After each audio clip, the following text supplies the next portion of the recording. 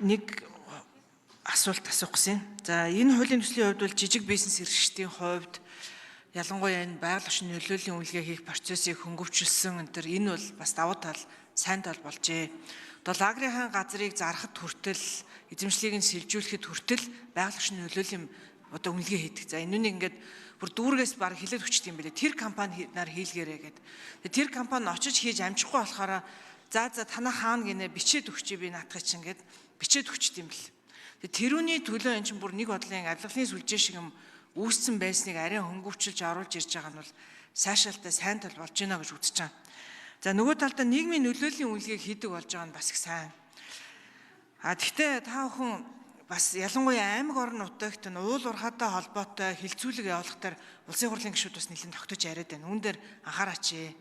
Одоо байгаль орчны нөлөөлийн үнэлгээг багийн иргэдийн дунд нөлөөлөлд өртөж байгаа иргэдийн дунд хийнэ гэхэд аймаг орон нутагт суман дээр одоо байгаль орчны байцаагч нэг байгаа.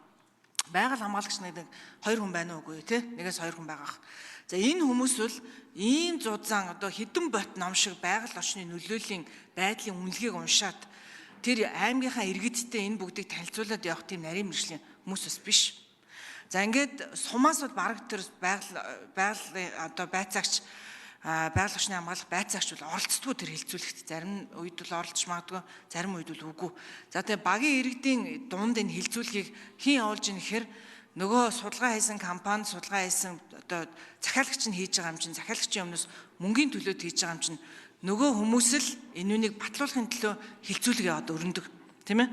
Тэгэхээр ийм биш, нөгөө талдаа ан чинь хэрвээ одоо ийм байгаль орчинд иргэдэд ийм нөлөөтэй асуудлыг ярих гэж байгаа бол иргэдийг төлөөлж тэнд мэргэжлийн ямар гэдэг хүн оролцох юм бэ?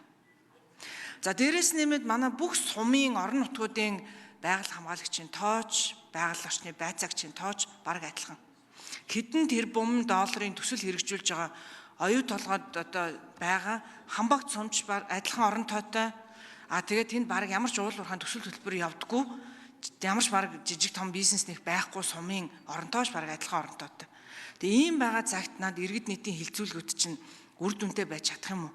Иргэдийн дунд ийм нарийн байгаль орчны үнэлгээг үнийг хэлэхэд бид нар уншаад олохооргүй тийм том хідэн бот ном шиг юм байд юм билээ шүү дээ. Тэгээ тэрүүнийг уншаад тэрүүнд санал өгж явах нарийн саналуудыг өгч чадах уу? Танилцуулъя гэсэн өнцгөөсөө л танилцуулга хийдэм бил. Яг танилцуулъя өөрөө батлуулъя гэсэн өнцгөөсөө л танилцуулаад тэгэл нэг хідэн цаг эргэж жоохон бухимдж байгаа л ганц хоёр саналаа хэлээл. За эндээс бол дэмжээгүй гэдэг санал авдаггүй. Зөвөр л иргэдээс санал аваад тэрүүнийг нь тусгасан байдлаар явуулдаг. Танилцуулга бол тэр хідэн бот номыг танилцуулъя гэсэн хүрээндээ танилцуулаад хэдэн саналуудыг аваад нэгтгсэн болол ингээл явуулдаг. Тэгээ ийм байгаа цагт яг үнийг хэлэхэд энд олон том уул уурхаад байгаль орчин нөлөөтэй, иргэдийн амьдралд нөлөөтэй ийм том төсөл хөтөлбөрүүдийн байгаль орчин нөлөөлөх байдлын үнэлгээ үр дүнтэй явагдаж чадах уугүй юу гэдэг ийм хэдэн асуултуудыг асуух гэсэн.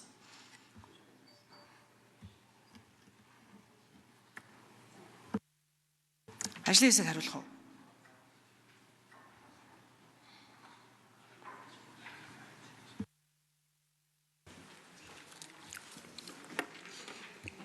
За Булган төвийн даргын асуултанд хариулъя. Хүрээлэн буй орчны бодлогын хэрэгжилтийн газрын даргын их мөнх. Түрүүнд бас сайд танилцуулаа. Бид энэ 3 аймагт төвчсөн байдлаар энэ тухайн одоо иргэдийн нийтийн хуралд оролцож байгаа иргэд болоод холбогд халбан тушаалтнууд дээр судалгаа шинжилгээ хийж үзсэн. Ингээд үзэхэд нийт судалгаанд хамрагдсан хүмүүсийн 70% нь бол энэ үнэлгээний талаар бол тодорхой ойлголтгүй. Яг энэ үнэлгээ гэдэг зүйл дээр ямар байдлаар санал өгье? Яаж энэ дээр одоо яг нь өөрсдийнх нь эрх ашиг хөндөгдөх асуудал дээр санал өгье гэдэг юм. Энэ асуудал дутмаг байгаа учраас бидэд төвлөрсөн байдлаар судалгаагаа хийгээд энэ дээрээ үндэслээд холбогдох мэргэжлийн байгууллага олон улсын байгууллагатай хамтраад завгар захим одоо ном цаасан байдлаар хэвлүүлээд ингээд энэ дээр яг нэг 2 жил гэдэг юм уу сонгогдсон газрууд дээр яг тэр төслийн хүрээнд ажиллаад ирэхэд тухайн төсөл эхэлж исэн үе болоод дараачийн үеийг харьцуулаад үзэхээр тэр үнэлгээний талаар ойлголт нь шал өөр болж байгаа. Ингээд явхаар яг тэр үргийг хэн хүлээж ийн гэхлээр үндсэндээ тухайн сумын засаг дарга болоод иргэдийн хурлын дарга шинээр бүрдэж байгаа баг хорооны иргэдийн нийтийн төлөөлөл болоод иргэдэд энэ одоо орж иж байгаа хилцэж байгаатай холбоотой асуудлаар мэдээлэл өгөх илүү соён гээгэрүүлэх, нөгөө талаасаа төслийг хилцүүлэх явцад хуулийн одоогийн мөрдөгдөж байгаа хуулиараа төсөл хэрэгжүүлэгч болоод мэргэжлийн байгууллага танилцуулгыг хийгээд энэ асуудал дээр голн зүгээр яг тухайн төслийн хувьд эрх ашиг нь яаж хөндөгдөв? Байгаль орчин талаасаа ямар нөлөө үзүүлдэг? Нийгмийн нөлөөллийн үнэлгээ талаасаа ямар нөлөө үзүүл? Энэ талаар тодорхой ойлголт мэдээллүүдийг зөвхөн одоо төсөл хэрэгжүүлэгч мэргэжлийн байгууллага гэхээс илүүтэйгээр нөгөө талаасаа төр хамгийн анхны талын нэгж талаасаа бол бас тодорхой ойлголтыг өгөх соён гэрэл ажлуудыг бол үе шаттай хийх заашгүй шаардлага байна гэдэг юм зүйл харагдаж байна. 4 намрын микрофон дээр нэмж мэлт үгүй.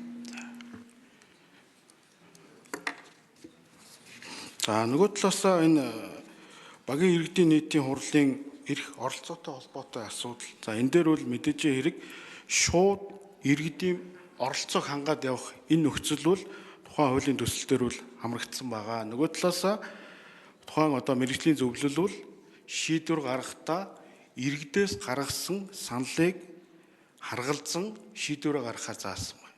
Ингэхдээ тухайн одоо иргэдээс гаргаж байгаа саналуудын хувьд бол хүрээлэн буй орчин болоод нийгмийн асуудал, нөгөө талаасаа гомдол барагдуулах механизмыг хэрхэн шийдвэрлэх гэдэг юм. Яг энэ гол асуудлуудын наривчлсан үнэлгээн дээр нь тусгаж өгөөд ингээд эцэслээ шийдвэрлээд явах энэ зарчим энэ одоо зохицуултыг бол одоо тусгаад оруулж ирж